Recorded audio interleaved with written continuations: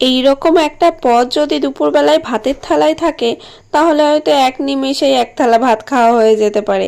বেশ কয়েকটা ওলের ডাঁটা নিয়ে খোসা ছাড়িয়ে ছোট ছোট টুকরো করে কেটে নিয়ে ধোয়ার পর একটু লবণ আর হলুদ দিয়ে 5 মিনিটের মতো সেদ্ধ করে নিয়েছি। এদিকে মিক্সির মধ্যে রসুন, আদা, পেঁয়াজ কুচি, গোটা জিরে আর কয়েকটা কাঁচা লঙ্কা দিয়ে মশলাটাও তৈরি করে নিয়েছি। ওলের ডাঁটা সেদ্ধ হয়ে গেলে জলটা ছেঁকে নিয়ে কড়াইতে সাদা তেল দিয়ে আগে থেকে লবণ আর হলুদ দিয়ে ম্যারিনেট করা চিংড়ি মাছগুলো ভালোভাবে ভেজে নিয়েছি।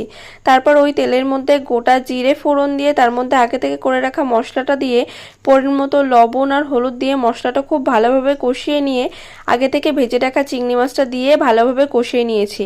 মশলাটা কষানো হয়ে গেলে তেল ছেড়ে দিলে ওলের ডাঁটা দিয়ে ভালোভাবে নাড়াচাড়া করে টেস্ট ব্যালেন্স করার জন্য কয়েক দানা চিনি দিয়ে ওলের ডাঁটার মধ্যে থাকা জলটা একটু শুকিয়ে নিয়ে নামানোর আগে একটু গরম মশলা দিলেই তৈরি হয়ে যাবে চিংড়ি মাছ দিয়ে ওলের ডাঁটা। এই রকম একটা পদ যদি দুপুরবেলায় ভাতের থালায় থাকে তাহলে হয়তো এক নিমেষেই এক থালা ভাত খাওয়া হয়ে যেতে পারে।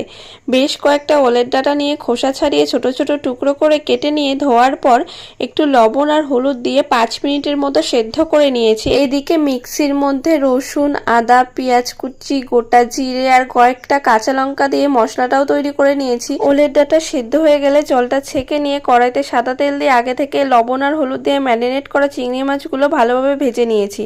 তারপর ওই তেলের মধ্যে গোটা জিরে ফোড়ন দিয়ে তার মধ্যে আগে থেকে করে রাখা মশলাটা দিয়ে পরিমাণ মতো লবণ আর হলুদ দিয়ে মশলাটা খুব ভালোভাবে কষিয়ে নিয়ে আগে থেকে ভেজে রাখা চিংড়ি মাছটা দিয়ে ভালোভাবে কষিয়ে নিয়েছি।